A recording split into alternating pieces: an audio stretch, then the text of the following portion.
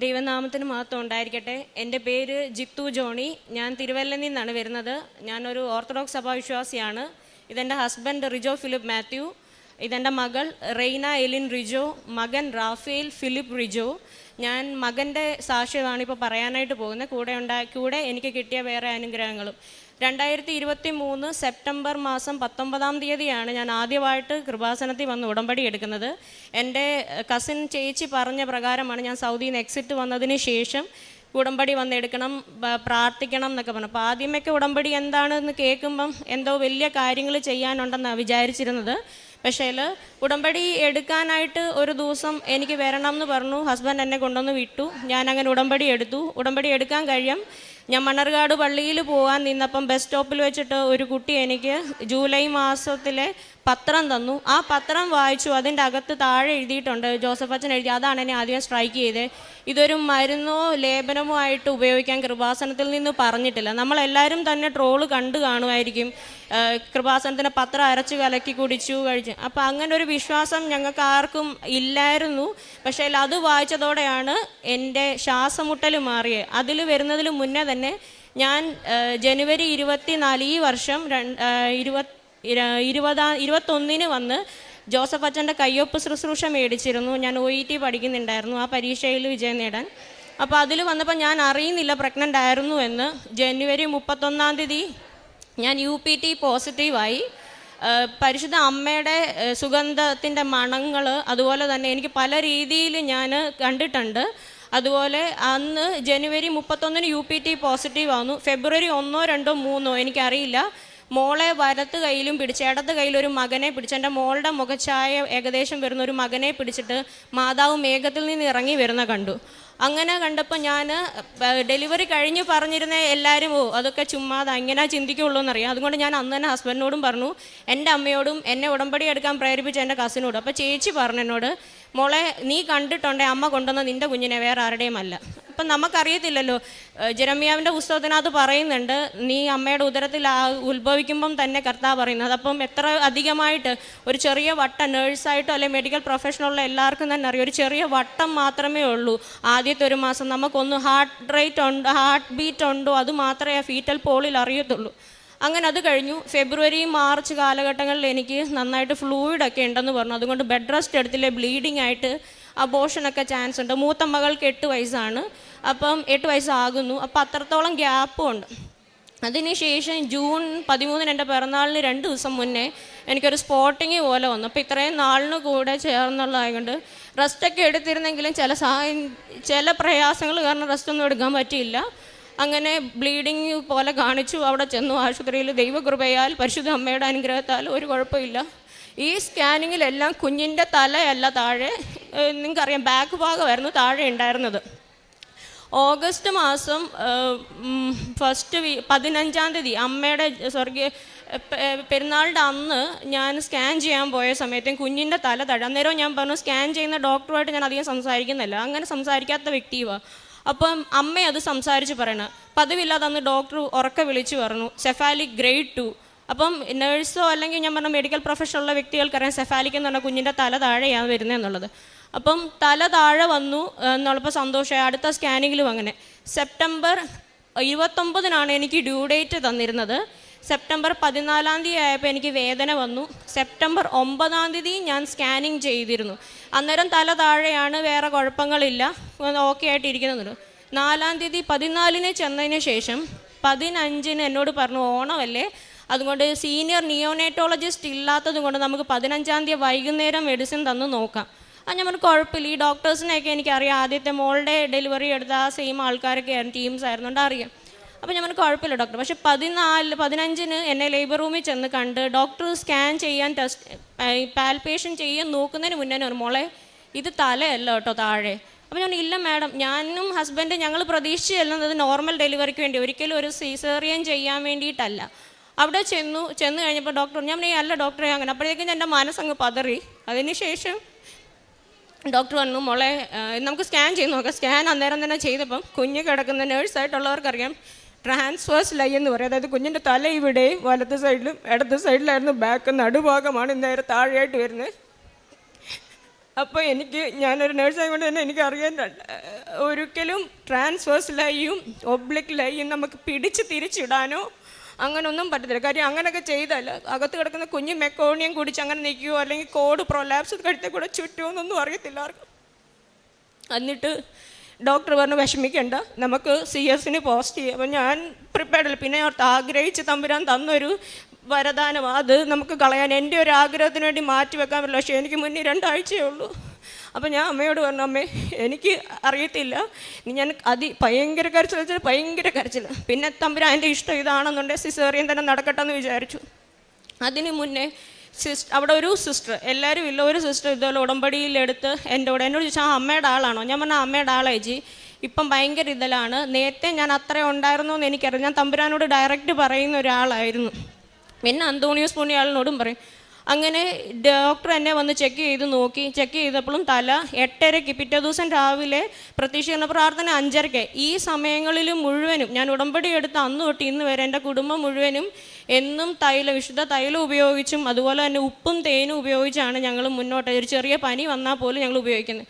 അപ്പോൾ അതെല്ലാം തേച്ച് പ്രാർത്ഥിച്ചു. വെളുപ്പിനെ 4:30 എണീച്ച് സ്ക്രബൊക്കെ ചെയ്ത് OT ഡ്രസ്സൊക്കെ ഞാൻ ഇട്ടു.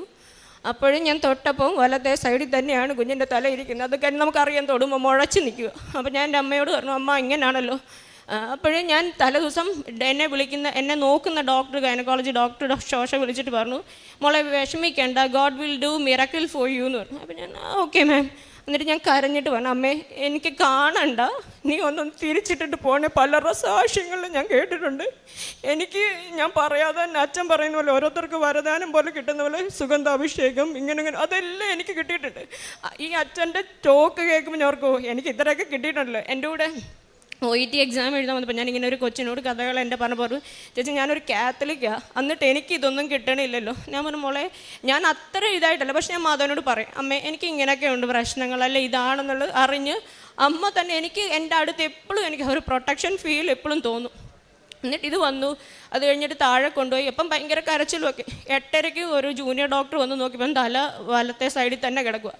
അന്ന് 9 മണിയാകുമ്പോൾ ലേബർ റൂമിലോട്ട് ഷിഫ്റ്റ് ചെയ്യാൻ പറഞ്ഞു. ലേബർ റൂമിൽ ഷിഫ്റ്റ് ചെയ്ത് കഴിഞ്ഞിട്ട് ആ ഡോക്ടർ കണ്ടത് തന്നെ പറഞ്ഞു, പിന്നെ നമുക്ക് നോക്കാം, എക്സാമിൻ ചെയ്ത് ഇയാൾ ടെൻഷൻ ഒന്നും പഠിക്കണ്ട. ഞാൻ പറഞ്ഞു, ശരി മാഡം.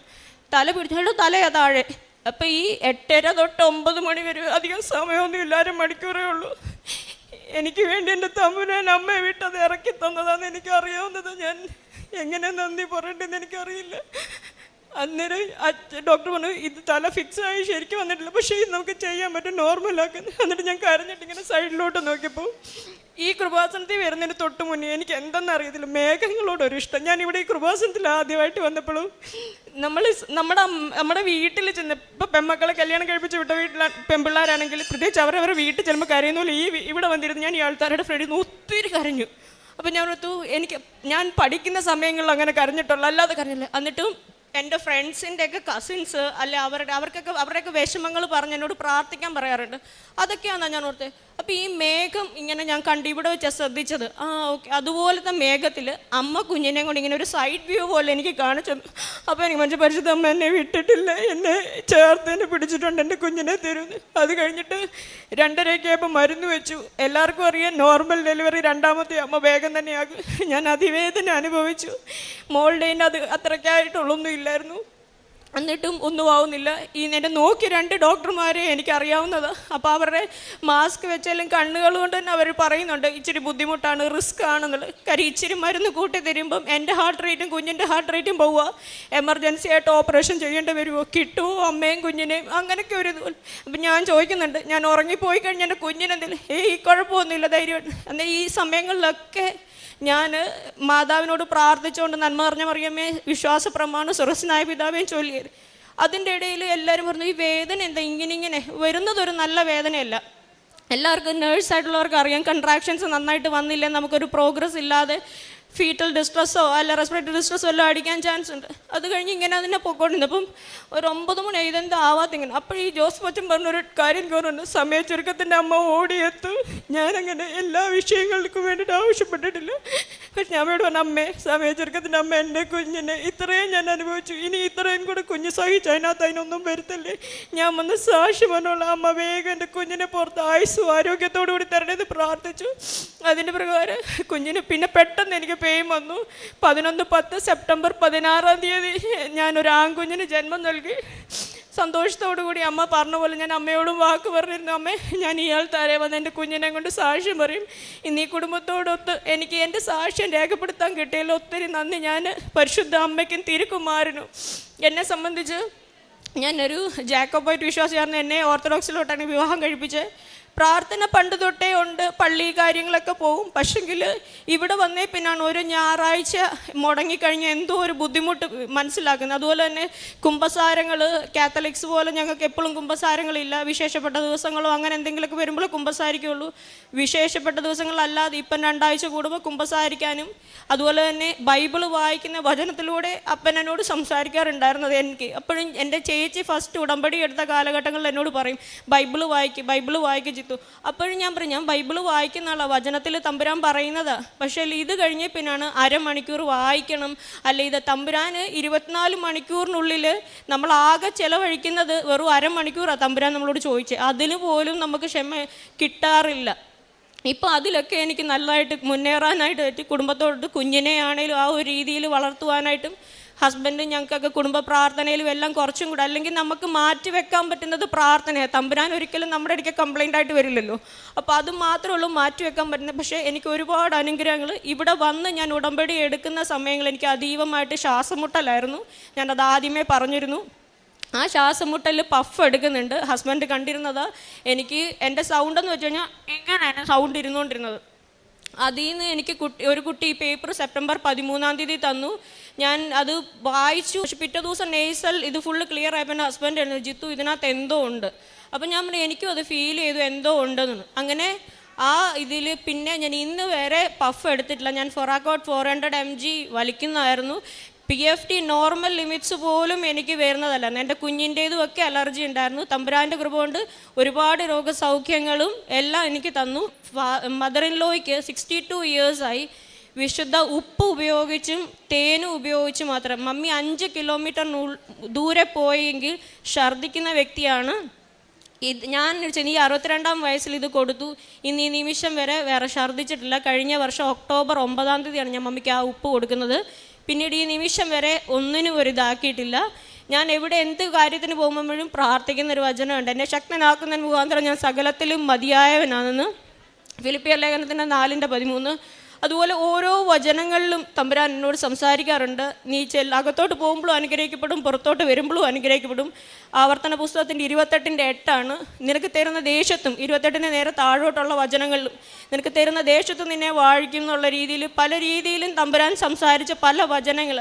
പിന്നെ ഇപ്പോഴും പറയുന്ന ഇതാണ്, അച്ഛൻ പ്രാർത്ഥിക്കുമ്പോൾ ഞാൻ എക്സാമിനൊക്കെ പോകുമ്പോൾ ഓർക്കുന്നതാണ്, ശക്തനായവൻ എനിക്ക് വൻ കാര്യങ്ങൾ ചെയ്തിരിക്കുന്നു. ലൂക്കോസിൻ്റെ സുവിശേഷം 1-ാം അധ്യായത്തിൻ്റെ 49-ാമത്തെ വാക്യം. അങ്ങനെ പല വാക്യങ്ങളിലും കൂടുതലായിട്ട് ഇപ്പോൾ ഓർത്തിരിക്കുവാനും, പണ്ടും വാക്യങ്ങൾ പറയും, സങ്കടങ്ങൾ വരുമ്പോൾ വാക്യങ്ങളാണ് ചേർത്ത് പിടിക്കുന്നത്. പ്രേക്ഷിത പ്രവർത്തനത്തെപ്പറ്റി പറയാനാണെങ്കിൽ ഞങ്ങളുടെ വീടിൻ്റെ അടുത്തുള്ള അമ്മമാരുടെ ആലയമുണ്ട്, ഓഫനേജ് പോലെ. അവിടെ കൊണ്ടുപോയി ഞാൻ പത്രങ്ങൾ കൊടുക്കാറുണ്ട്. ബസ് സ്റ്റാൻഡുകളിലൊക്കെ പ്രഗ്നൻ്റ് ആവുന്നതിന് മുന്നേ വരെ ഞാൻ ഇവിടുന്ന് ആലപ്പുഴയിൽ നിന്ന് തന്നെ ബസ് സ്റ്റാൻഡിൽ നിന്ന് തൊട്ടിട്ടേ കൊടുത്തു തുടങ്ങുമ്പോൾ വെറുതെ കൊടുത്തു തുടങ്ങി പോവില്ല. ഞാൻ അവരോട് എനിക്ക് കിട്ടിയ സാക്ഷ്യങ്ങൾ, പത്രം വെറുതെ കൊടുക്കാൻ പറ്റില്ലല്ലോ, അതിനകത്തുള്ള ആൾക്കാരുടെ നിങ്ങൾ നേരിട്ട് കണ്ടോ എന്ന് ചോദിക്കുന്ന ആൾക്കാരാണ്, എവിഡൻസ് ചോദിക്കുന്ന വ്യക്തികളാണ് നമ്മുടെ ഇടയിൽ മിക്കവരും. ഞാൻ എൻ്റെ അനുഭവം വന്നു, ഞാനൊരു നേഴ്സാണ്, എനിക്ക് ഇത്രത്തോളം വന്നു. അതുകൊണ്ട് നിങ്ങളിലും ഇതുപോലൊരു വിശ്വാസം. എനിക്കൊരു കുട്ടിയാണ് തന്നത് ഈ പത്രം, അത് ഞാൻ അത്ര വിശുദ്ധിയോടുകൂടി എടുത്തുകൊണ്ട് അങ്ങനെ എനിക്ക് ഇത്രയും ഒരു സൗഖ്യം കിട്ടിയത്. അതിനുശേഷം പള്ളികളിൽ ഞാൻ ഇറങ്ങി വരുമ്പം റെയറായിട്ടേ ഉള്ളൂ കൊടുക്കാൻ പോകാറുള്ളത്. പിന്നെ ഈ ഓർഫനേജുകളിൽ പോകുമ്പം, പിന്നെ അല്ലെങ്കിൽ വഴികളിലൊക്കെ പോകുമ്പം അങ്ങനെ ആരെങ്കിലും കണ്ടു കഴിഞ്ഞാൽ അവരോട് അല്ലെ വിഷമങ്ങൾ പറയുന്ന വ്യക്തികൾക്ക് എനിക്കിതുപോലാണ് അനുഭവങ്ങൾ വന്നതെന്ന് പറഞ്ഞു. കാരുണ്യ പ്രവൃത്തിയും ഈ അടുത്തുള്ള ഓർഫനേജുകളിലൊക്കെ ഞങ്ങളാൽ കഴിയുന്ന രീതിയിൽ മാസത്തിലൊരിക്കലും ആഹാരം അവർക്ക് കൊടുക്കും, ഒരു നേരത്തെ ആഹാരം അവരുടെ കൂടെ ചിലവഴിക്കാനായിട്ടും അതുപോലെ തന്നെ അരി സാധനങ്ങളൊക്കെ അവർക്ക് കൊടുക്കുവാനായിട്ട് സാധിക്കാറുണ്ട്. ബൈബിൾ വായന കൂടുതലായിട്ട് കൂടിയിട്ടുണ്ട്. പള്ളികളിൽ പോകാനും വിശുദ്ധ ബലിയിൽ കൂടുതലായിട്ട് സഹകരിച്ച് പോകുവാനായിട്ടൊക്കെ ഇത്രത്തോളം അനുഗ്രഹം തമ്പുരാൻ തന്നതിനായിട്ട് തിരുകുമാരനോടും പരിശുദ്ധ അമ്മയോടും ഈ ആൾക്കാരെ നിന്ന് എല്ലാവരും സാക്ഷ്യം പറയും. എനിക്കും ആഗ്രഹം ഉണ്ടായിരുന്നു. ഇത്രത്തോളം എന്നെ അനുഗ്രഹിച്ച പരിശുദ്ധ അമ്മയ്ക്കും തിരുകുമാരനും കോടാനുകോടി നന്ദി നേരിടുന്നു. സങ്കീർത്തനങ്ങൾ 41:12. എൻ്റെ നിഷ്കളങ്കത നിമിത്തം അവിടുന്ന് എന്നെ താങ്ങുകയും എന്നേക്കുമായി അവിടുത്തെ സന്നിധിയിൽ ഉറപ്പിച്ചു നിർത്തുകയും ചെയ്തു. ജിത്തു എന്ന് പറയുന്ന ഈ മകൾ ജീവിത പങ്കാളിയോടും 2 മക്കളോടുമൊപ്പം കുടുംബത്തിന് ലഭിച്ച വലിയ അനുഗ്രഹങ്ങളെ സന്തോഷത്തോടെ സാക്ഷ്യപ്പെടുത്തുകയാണ്. രണ്ടാമത്തെ കുഞ്ഞിൻ്റെ ഡെലിവറി ദിവസം ആ നാളുകളിലുണ്ടായ വലിയ ക്ലേശങ്ങളെയാണ് മകൾ പങ്കുവച്ചത്. അപ്രതീക്ഷിതമായി ഉണ്ടായ കുഞ്ഞിൻ്റെ തിരിഞ്ഞുള്ള കിടപ്പ്, പൊസിഷൻ മാറിയതിലൂടെ അത് നേരെ നോർമൽ ഡെലിവറിയിലേക്ക് വരുവാൻ പറ്റാത്ത സാഹചര്യം, നോർമൽ ഡെലിവറിയിലേക്ക് വരണമെങ്കിൽ 2 ആഴ്ചയിലധികം കുഞ്ഞിനെ ഉദരത്തിൽ സൂക്ഷിക്കേണ്ട അവസ്ഥ, അങ്ങനെ ഏറെ കോംപ്ലിക്കേറ്റഡ് ആയിട്ടുള്ള ഒരു സാഹചര്യത്തിലൂടെ മകൾ കടന്നുപോയപ്പോൾ പരിശുദ്ധമ്മ മാതാവിൻ്റെ സവിശേഷമായ സംരക്ഷണം, ഇടപെടൽ, സാന്നിധ്യം കുഞ്ഞിനെ തൊട്ട് തിരിച്ചു കിടക്കുകയും പറയുന്നുണ്ട്. അരമണിക്കൂറിനുള്ളിൽ 8:30 മണിക്ക് പരിശോധിക്കുമ്പോൾ കുഞ്ഞ് തിരിഞ്ഞ് ഏറെ കോംപ്ലിക്കേറ്റഡായി കിടക്കുന്നു. അത് ഒരു തരത്തിലും സിസേറിയൻ അല്ലാതെ മറ്റൊരു വഴിയുമില്ലാത്ത വിധത്തിൽ വളരെ ക്ലേശപൂർണമായ ഒരവസ്ഥ. എന്നാൽ 9 മണിക്ക് അടുത്ത ലേബർ റൂമിൽ കാണുന്നത് കുഞ്ഞ് തിരിഞ്ഞു വരികയും നോർമൽ ഡെലിവറിയിലൂടെ അത്ഭുതകരമായിട്ട് ഡോക്ടർമാർ പോലും ഏറെ അത്ഭുതത്തോടു കൂടി കണ്ടു നിൽക്കുന്ന ഒരു പ്രതിഭാസത്തിലൂടെ ആരോഗ്യമുള്ള കുഞ്ഞ് അത് ലഭിച്ചതിനെയാണ് സാക്ഷ്യപ്പെടുത്തുന്നത്. മകൾ പറഞ്ഞ മറ്റെല്ലാ സാക്ഷികളിലും നമ്മൾ കേൾക്കുന്നുണ്ട്. പരിശുദ്ധമ്മയുടെ സാന്നിധ്യം കൊണ്ട് സമ്പന്നമാണ് ഇവരുടെ ജീവിതം. ഏതൊരു പ്രയാസ നിരങ്ങളിലും അമ്മ മാതാവിൻ്റെ സുഗന്ധാഭിഷേകം ലഭിക്കുന്നു, അമ്മ മാതാവിൻ്റെ ഇടപെടൽ സന്ദേശമായി ലഭിക്കുന്നു, ദൈവവചനത്തിലൂടെ ലഭിക്കുന്നു. അതോടൊപ്പം കാരുണ്യ പ്രവർത്തികളിലൂടെ ദൈവത്തിൻ്റെ സ്വന്തമായ മനുഷ്യർക്ക് നന്മ ചെയ്യുവാൻ എപ്പോഴും സന്നദ്ധമായി ഇവർക്ക് ജീവിക്കുവാൻ സാധിക്കുന്നു. അങ്ങനെ ഓരോ മേഖലയിലും ഉടമ്പടിയോട് പുലർത്തുന്ന വിശ്വസ്തത, ജീവിതത്തിൻ്റെ ആപത്ത് ഘട്ടങ്ങളിൽ അമ്മ മാതാവ് തിരുക്കുമാരൻ അനുഗ്രഹമായി ജീവിതത്തെ സംരക്ഷിക്കുന്നുവെന്ന് സൂചിപ്പിക്കുകയാണ്. അതോടൊപ്പം തന്നെ മകൾ പറയുന്നുണ്ട്, കൃപാസനം പത്രം വായിച്ചപ്പോൾ അത് തൻ്റെ അലർജിയുടെ അസുഖം വളരെ ക്ലേശപൂർണമായി പോയിക്കൊണ്ടിരുന്ന ഒരു പ്രയാസമായിരുന്നു. അത് പഫ് എടുത്തുകൊണ്ട് മാത്രം ജീവിച്ചിരുന്നൊരു കാലഘട്ടം. എന്നാൽ അത് വായിച്ച് അത് തലയിണയുടെ ഇടയിൽ സൂക്ഷിച്ചുകൊണ്ട് പ്രാർത്ഥനാപൂർവം അനേകർക്ക് സൗഖ്യപ്പെടുത്തിയ കർത്താവിൻ്റെ സംരക്ഷണം പരിശുദ്ധമ്മയിലൂടെ തനിക്ക് ലഭിക്കണമേ എന്ന് ആഗ്രഹിച്ച് പ്രാർത്ഥിക്കുകയും തൊട്ടടുത്ത ദിവസം മുതൽ ഇന്ന് വരെയും ആ അലർജിയുടെ യാതൊരു പ്രശ്നവുമില്ലാതെ പഫ് എടുക്കാതെ സൗഖ്യത്തോടു കൂടി സുരക്ഷിതമായി മകൾക്ക് ജീവിക്കുവാൻ പറ്റിയ സാഹചര്യം ലഭിച്ചതിനെ സന്തോഷത്തോടെ സാക്ഷ്യപ്പെടുത്തുകയാണ്. പ്രിയമുള്ളവരെ, പരിശുദ്ധ കൃപാസന മാതാവിൻ്റെ തിരുനടയിൽ ഏറെ ശരണപ്പെട്ട മനസ്സോടുകൂടി അണയുന്ന ഓരോരുത്തർക്കും ഈ അൾത്താരയിൽ പറയുന്ന സാക്ഷ്യങ്ങളാണ് ജീവിതത്തിലുള്ള സുവിശേഷങ്ങൾ. നിങ്ങൾ ഏതൊരവസ്ഥയിലാവട്ടെ, എത്ര വലിയ പ്രശ്നങ്ങൾ നിങ്ങളെ മൂടുന്നതാവട്ടെ, ഏറെ പരാജയങ്ങളിലൂടെ കടന്നു പോകുന്നവരാവട്ടെ, തീരാരോഗങ്ങളാലും വലിയ കടബാധ്യതകളാലും നിങ്ങൾ വല്ലാതെ ക്ലേശിക്കുന്നവരാവട്ടെ, ഈ അമ്മ മാതാവിൻ്റെ മടിത്തട്ടിലേക്ക് നിങ്ങളുടെ നിയോഗങ്ങളെ കൊടുത്തുകൊണ്ട് ആഗ്രഹത്തോടെ, വിശ്വാസത്തോടെ, വിശുദ്ധിയോടുകൂടി ജീവിക്കുവാനും പ്രാർത്ഥിക്കുവാനും നിങ്ങൾ തയ്യാറാകുമെങ്കിൽ അമ്മ മാതാവ് തിരുക്കുമാരനോട് പറഞ്ഞ് അസാധ്യമെന്ന് മറ്റെല്ലാവരും പറയുന്നത് നമുക്ക് വേണ്ടി സാധ്യമാക്കി തരും, അനുഗ്രഹിച്ചു തരും. നമ്മുടെ ജീവിതത്തെ സുരക്ഷിതമായ തീരമെടുക്കുന്നതുവരെയും അമ്മ കൂടെ വന്ന സഞ്ചാരി മാതാവ്, സമയത്തിൻ്റെ മേൽ അധികാരമുള്ള മാതാവ്, ഏതൊരു ആപത്സന്ധിയിലും മകനൊപ്പം ചേർന്ന് നിൽക്കുന്ന മാതാവ് നമുക്ക് വേണ്ടി മാധ്യസ്ഥം വഹിക്കുന്നതാണ് ഈ കുടുംബം നമ്മളോട് സാക്ഷ്യപ്പെടുത്തുന്നത്. ഈ കുടുംബത്തിന് ലഭിച്ച ഈ വലിയ അനുഗ്രഹങ്ങൾക്ക് നന്ദി പറഞ്ഞുകൊണ്ട് നമ്മളെ അമ്മ മാതാവ് ഈശോയിലൂടെ അനുഗ്രഹിക്കണമേ എന്ന് പ്രാർത്ഥിച്ചുകൊണ്ട് കരഘോഷത്തോടു കൂടി ഈ സാക്ഷ്യം നമുക്ക് സമർപ്പിക്കാം. അത്യപൂർവ ദൈവാനുഗ്രഹം